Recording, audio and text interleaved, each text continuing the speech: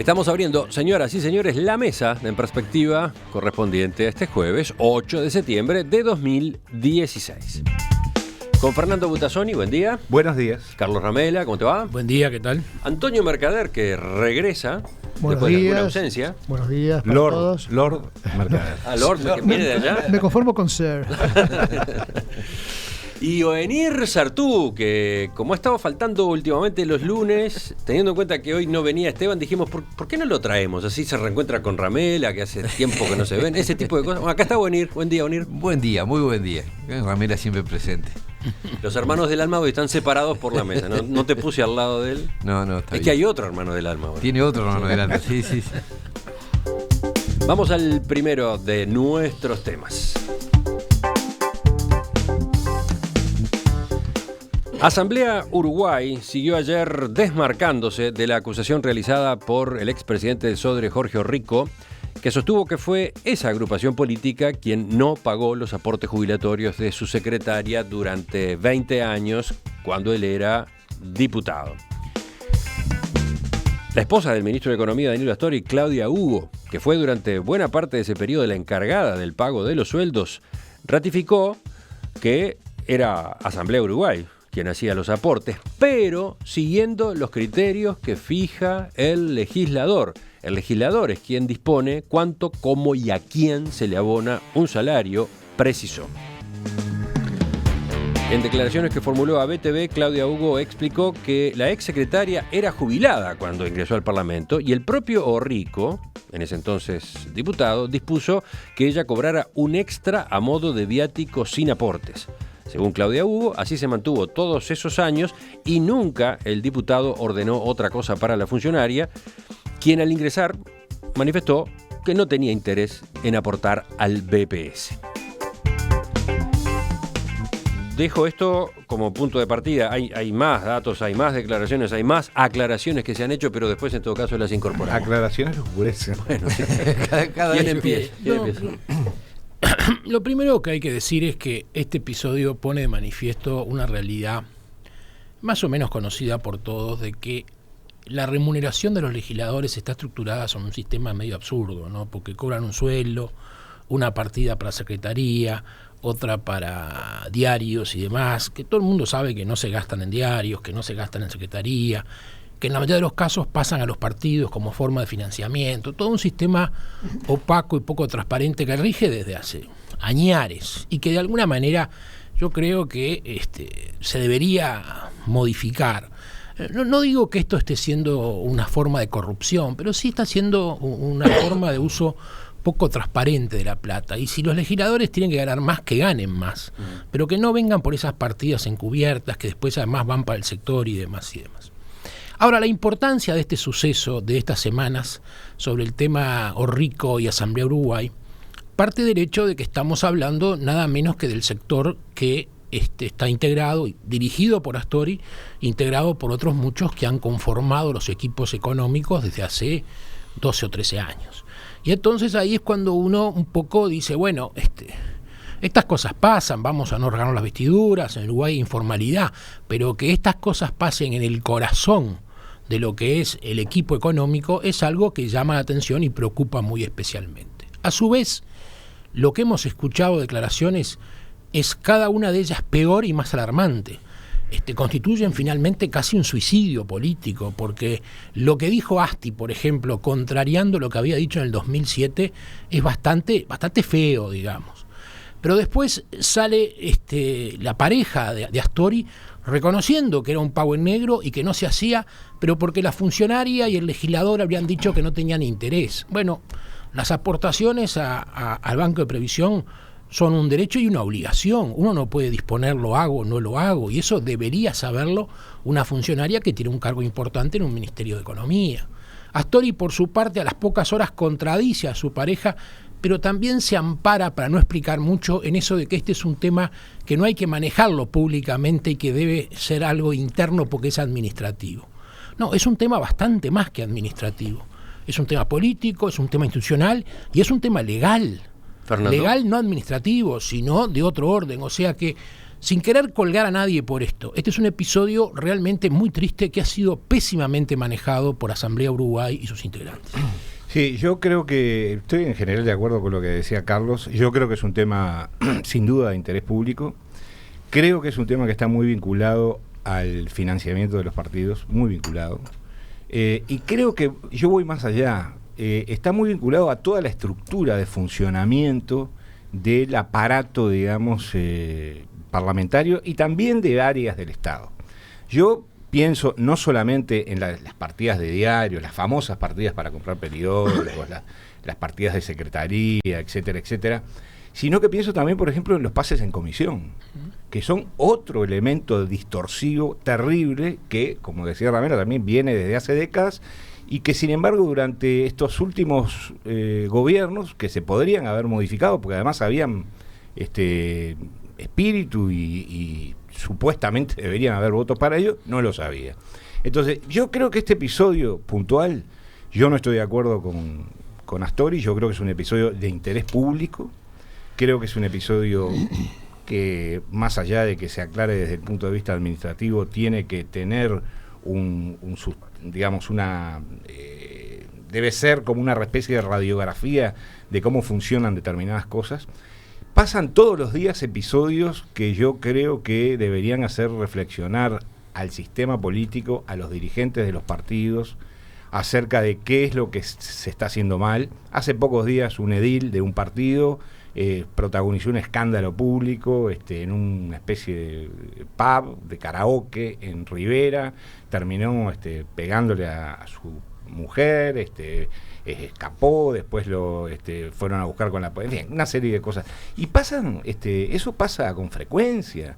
Entonces yo creo que acá los partidos en conjunto, no le quiero quitar responsabilidad del episodio concreto de Astori, Asamblea Uruguay o Rico y el caso de esta secretaria. Pero digo, esto es un reflejo más de un sistema que está mal. Los legisladores, yo creo, en lo que no estoy de acuerdo con Carlos, es que no deberían ganar más. Deberían ganar lo que ganan, y si quieren leer los diarios, que los compren o que los lean en internet. Y si hay secretarios, los secretarios tienen que ser pagados formalmente por la institución en la cual esos diputados trabajan. Me parece que es todo un sistema retorcido en el cual hay pases en comisión de hace 25 años de gente que está faltó mencionar ese componente que también existe, los pases en comisión. Claro. ¿No? Una pequeña aclaración. Yo no dije que tengan que ganar más. Yo dije que si tienen que ganar más, que ganen, pero que no recurran a estos mecanismos. Claro. Antonio. ¿Cuánto mejor hubiera sido escuchar a Danilo Astori ayer reconociendo que las cosas están mal? Digo, un acto de sinceridad, por Dios, un acto de franqueza, alguien que diga, sí, está mal, y que diga lo que se está diciendo acá en esta mesa, que todos sabemos que es así. Es decir, no hay un buen sistema de financiamiento de los partidos políticos, no está claro, no funciona como debería funcionar, no hay claridad, etcétera, etcétera. Faltan recursos, llámese como se llame, y tenemos que proceder de esta manera. Entonces, lo que hay que reconocer es, se están haciendo las cosas mal, hay que mejorarlas, hay que proponer cambios, pero no entrar en este enredo patético, ¿no? Digo, yo conozco a Orrico, al diputado Rico, me doy cuenta perfectamente de cuál es la situación de él. Él, frente a este problema, públicamente le imputan toda la culpa y él lo único que hace es defenderse y decir, no, yo no soy culpable, es culpable el sistema en el que estamos, es totalmente razonable. Lo que es impresionante es que un hombre que ha sido del riñón de Asamblea Uruguay, un hombre importante dentro del grupo, que ha ocupado cargos, que fue presidente de la Cámara de Diputados, en una polémica pública con el líder del sector. Creo que el líder del sector, que es Astori, debería admitir y decir, señores, yo voy a encabezar un movimiento para cambiar estas cosas que no son solo del Frente Amplio, que están diseminadas en todos los partidos políticos. Digo que debe haber otras situaciones similares, pero que salta aquí en este caso y que tiene, como decía Ramela recién, el agravante de que se trata del equipo económico que tiene a los agentes recaudadores, a la gente que nos dice, señores, paguen los impuestos, vamos a luchar contra la defraudación, contra la evasión.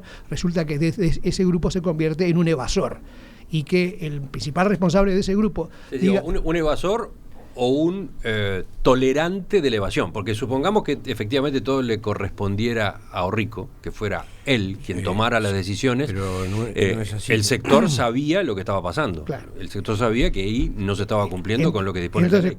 como dirían los españoles, para más INRI, esa expresión, para peor, digamos, se trata justamente del sector que ha manejado la economía y que nos dice a los uruguayos, paguen puntualmente, hagan esto, lo otro, y manejan la dirección impositiva, por ejemplo, que a veces toma por asalto las empresas y las castiga ferozmente cuando incumplen. Mal ejemplo están dando, ¿no? Tengo por acá las aclaraciones que nos hizo ayer fuera de micrófonos Claudia Hugo, pero antes vamos a escuchar a Ovenir.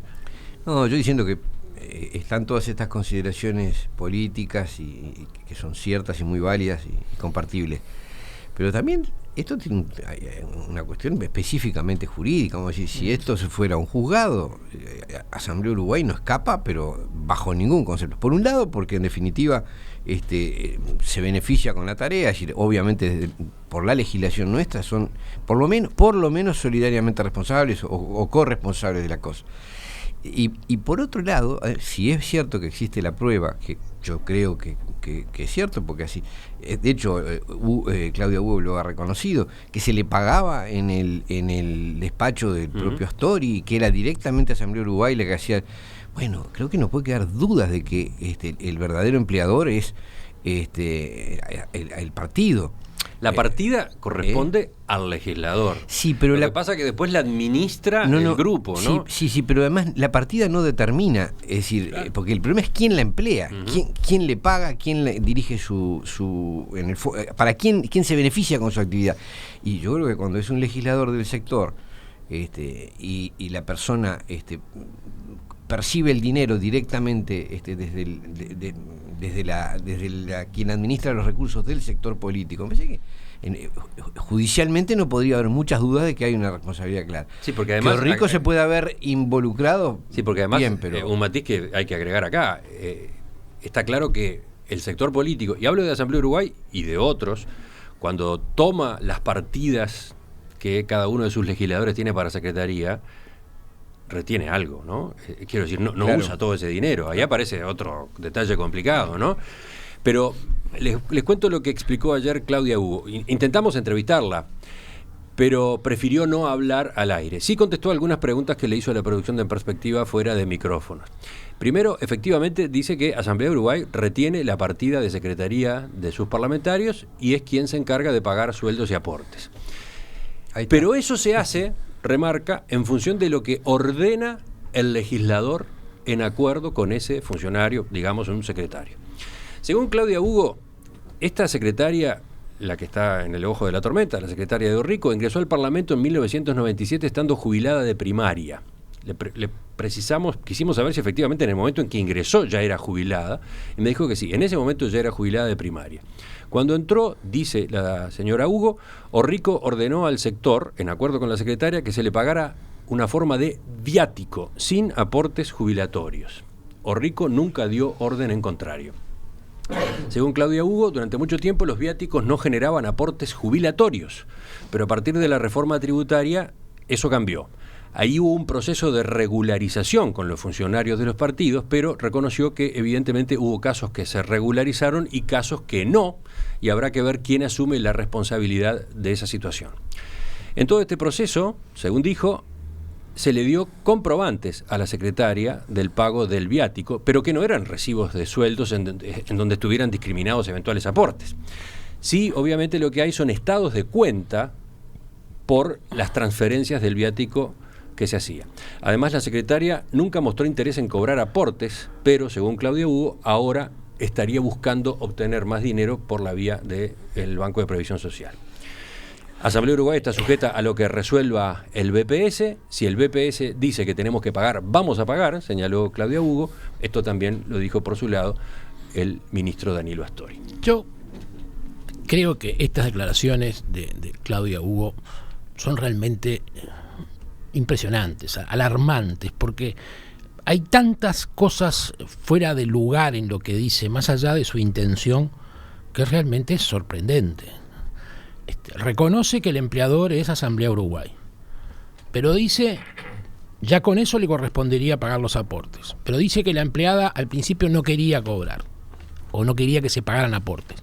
Eso no es elemento que determine nada. Por otra parte, dice que el legislador ordenó que se le pagaran viáticos. El legislador acá, en este aspecto, más allá que comunique eso, no es quien debe resolver este aspecto del punto de vista formal, más allá que del punto de vista ético o institucional se pueda considerar que Orrico, que se proclama inocente totalmente, bueno, alguna responsabilidad tiene porque conoció esta situación, aparentemente la generó, pero no es el formalmente responsable en primera instancia. O sea que acá hay claramente una situación de no pago de aportes. Porque hay que distinguir que acá estamos hablando todos, y yo introduje el tema, que hay dos problemas. Uno es el problema de un sistema absurdo, de partidas que no se corresponden con realidad, que hay que modificar, que atrás de eso está el financiamiento de los partidos. Pero ese es un problema muy malo y que hay que solucionar. Pero ese problema no lleva necesariamente a que no se paguen los aportes, es otro tema. Entonces cuando Mercader decía recién, lo que Astori debería de hacer es pedir disculpas y decir que el sistema es malo, que falta la financiación de los partidos, todo eso es parte de la problemática. Pero Astori también tenía que haber asumido, y es que para mí es lo más grave en esta situación, decir, bueno, en el sector que yo integro, por error, por distracción, por falta de claridad, en realidad se evadió el pago de los aportes, porque eso es lo más grave en esta circunstancia. Y atención, todos sabemos, y ahí lo dice Claudia Hugo, que este tema en los parlamentarios, en las secretarías, viene hace tiempo y que se ha ido regularizando. Todos sabemos que hay esas realidades. Pero el tema es, reitero, que acá estamos hablando del ministro de Economía, de su equipo, de quienes tienen la obligación, por ser quien son, de dar un ejemplo especial a nivel de la ciudadanía. Entonces, el tema realmente es especialmente preocupante. A mí creo que de este enchastre no se salva nadie. No se salva Astori, no se salva Andrea Uruguay, no se salva Claudia Hugo por las cosas que dijo y admitió, pero también Orrico de alguna manera cae en la redada, como persona que estaba enterado y que debió actuar de alguna manera. Las declaraciones que hace la exsecretaria también son llamativas, ¿no? Gabriela Retamoso. Ayer habló... Valdivieso. Gabriela Valdivieso. Habló con el programa No Toquen Nada en Océano FM. Entonces dijo, en principio el pago lo realizaba Gabriel Retamoso, ahí vino la confusión, y después la pareja de Astori, Claudia Hugo, o una de las que estaban con ella. Me lo daban en un sobre, pero eso fue el principio. Después empezaron a depositarlo en el banco. Cuando empezaron a depositarlo en el Banco República, nunca más vi un papelito de ningún tipo. Reconoció que al principio sabía que cobraba en negro, pero nunca lo denunció. Como no me dieron pelota, lo fui dejando pasar, pensando en que se iba a regularizar cuando me pusieran toda la plata en el BROW. Pero evidentemente no fue como yo creí. Jorge sabía que me depositaban en el BROW, pero ¿para qué le iba a decir que no me daban recibo de sueldo? No le comentaba nada. Sí, yo creo que en este tema, más allá de no entrar en especulaciones, es evidente que todos tienen un grado de corresponsabilidad, desde la propia secretaria hasta el sector político y por lo tanto el líder del sector político. Quería traer a colación, a propósito de lo que decía Carlos, que justamente en estos días el BPS se han realizado, digamos, declaraciones y se han conocido cifras acerca de problemas muy serios que hay en cuanto a déficit, a distorsiones, digamos, entre lo que entra y lo que sale. En el caso de la construcción, por ejemplo. Por ¿no? ejemplo, ¿no? Entonces, donde el BPS estaría perdiendo $50 millones por año. Exactamente, además en algunos casos por liquidaciones mal hechas. Entonces yo lo que creo es que acá, antes se decía cuando las canillas del agua eran de las viejas que tenían un cuerito, hay que cambiar los cueritos, ¿no? Porque yo creo que si en el Estado se procediera de manera rigurosa y prolija a cambiar todos los cueritos, dejaríamos de perder muchos recursos que no se pierden por actos de corrupción o por grandes maniobras fraudulentas, se pierden por ese goteo de recursos sistemáticos aquí, allá, más allá, que termina generando situaciones como esta. Fíjate que hay un mensaje... el tamaño del cuerito que habría que poner en acá. No, está bien, pero digo, acá hay problemas macros, pero acá hay un problema pequeño multiplicado por 100.000, que es lo que genera esta situación. Acá viene un mensaje de un oyente, ha venido ya ayer también. Inspección del BPS al Palacio Legislativo ya. debería ocurrir algo así. ¿Cuántas veces pasa, no? Que salta una situación irregular en un lado, en una empresa, que sea, aparece una inspección del BPS.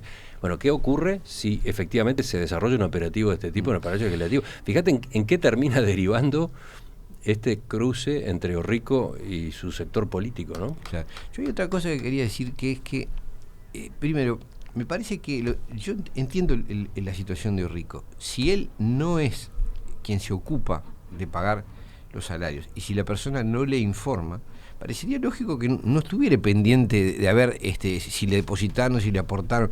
Si ella es función, es decir, si él entrega todo el dinero que recibe por secretaria, que por cierto tiene que ser mucho más de lo que se le pagaba a esta persona, y la relación económica se establece con quien administre los fondos de Asamblea Uruguay, parece lógico que él no estuviese todos los días preguntando a ver cuánto cobraba y si le aportaban o no le aportaban.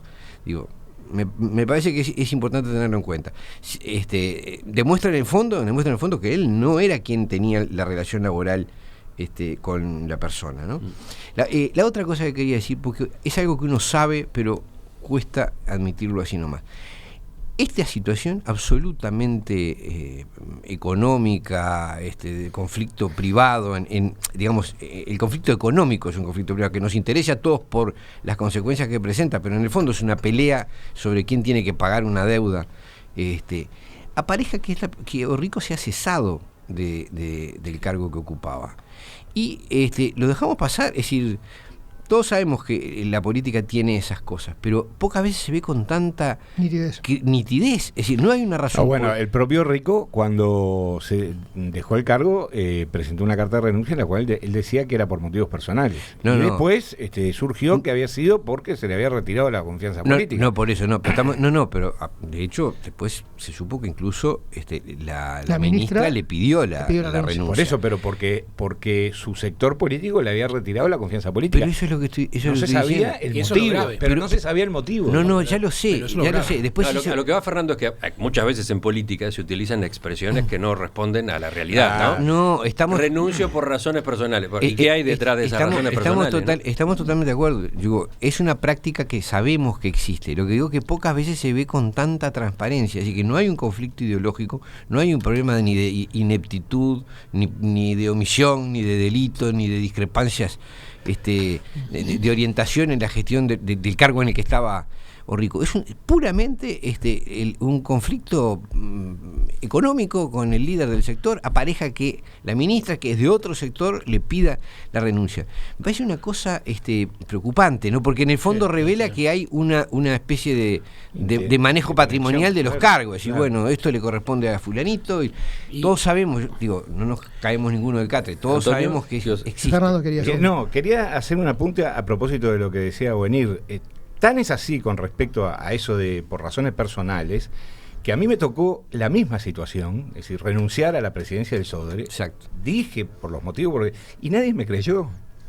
Esa es la sospecha de que pasaba. Estuvieron meses. Vos tenías un problema de aportes también. ¿Cómo? No, por suerte yo nunca tuve secretaria personal. Pero quería hacer ese apunte. Claro, tan frecuente es esa fórmula que cuando la usás en sentido real no te creen. No te creen. Otra verdad. Acotación, porque Mercader no puede hablar. Pero nos interrumpe siempre a todos, que hoy pague un poquito. Además, lo que decía mi hermano del alma es tan verdad que en el fondo desnuda una especie de hipocresía. Porque acá realmente, frente a un problema que muchos sabían que estaban en falta, se la pegaron a Orrico y lo tiraron a la jauría a Orrico, que terminó hablando.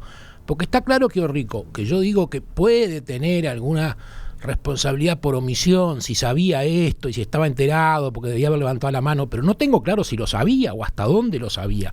La misma secretaria dice que Orrico pudo pensar de que después que la pusieron a cobrar en el Banco de República, el tema se había regularizado. Pero ahí, en silencio y sin decir nada, lo matan a Orrico. O sea, matan al más débil y los otros se quedan callados mirando como lo mandaron a la hoguera. Práctica habitual en el sistema político. Sí. No tengo duda, pero es una hipocresía terrible. Se mata sonriendo. Quiero hacer un comentario sobre la comunicación del tema. El gobierno del Frente Amplio se queja con mucha frecuencia de la mala comunicación que tiene, de que los actos de gobierno no se comunican bien, que sus éxitos, en fin, siempre hay toda una discusión en torno a la comunicación, a pesar de que se ha demostrado que hay una legión de comunicadores empleados por el Estado, empezando por la Presidencia de la República. Pero digo, yo vi ayer la conferencia de prensa, y pongo comillas en conferencia de prensa del ministro Astori. Ya no existe esto. En una situación así, donde hay escándalo público y donde está en juego el prestigio, la dignidad de quien fue vicepresidente de la República y hoy es ministro de Economía, no se acepta que un gobernante se pare frente a los micrófonos y diga: yo voy a hacer una declaración y no admito que se me haga una sola pregunta, no voy a contestar absolutamente nada. Digo, esto no es del mundo real. Digo, en ninguna parte del mundo se acepta. O no sale en público y se queda en su casa, o si sale en público y dice: voy a hacer una declaración frente a periodistas, contesta a los periodistas. Cada tanto ocurre, ¿no? En Sí. el mundo existe esa tendencia en muchos gobiernos, ¿no? Existe Fíjate, la tendencia. menciono dos ejemplos de signos bien distintos. Dale. Argentina, con Cristina Fernández. Pero bueno, no había manera de que hubiera conferencia de prensa. No es un ejemplo. En España, con Mariano Rajoy, se lo critican a cada rato eso, ¿no? Las comparecencias de él o de sus ministros en las que no aceptan preguntas. Pero ahí porque le cuesta... Sí, Bueno, no, pero digo, preguntar. Pero digo, a veces no- esa tendencia existe, Claro, esa no tentación quita, existe. no quita que digo que esos modelos están equivocados y que en una democracia la obligación del gobernante es, si va a dar la cara y quiere decir una expresión, tiene que ampliar y tiene que aclarar y no puede retirarse y decir: yo este tema lo doy por terminado. Digo, no ha terminado nada. De la misma manera le toca a Asti. Digo, cuando Asti hace 6 o 7 años va a un programa de radio y explica que realmente es el sector político el que paga y no el diputado el que paga, no puede salir ahora públicamente a decir lo contrario. Fue tu programa, ¿no? Claro, no puede salir En mi ahora. programa, en tu programa. Sí, En el de Mercader no. no, No, digo, porque la gente escucha tu programa. Pero Vaca digo, en perspectiva, pero sí, digo, sí. sale ahora impunemente y dice exactamente lo contrario sin dar oportunidad de que nadie le diga: pero señor, usted se está desdiciendo. Cito a Groucho Marx: estos son mis principios, si no les gusta tengo otros.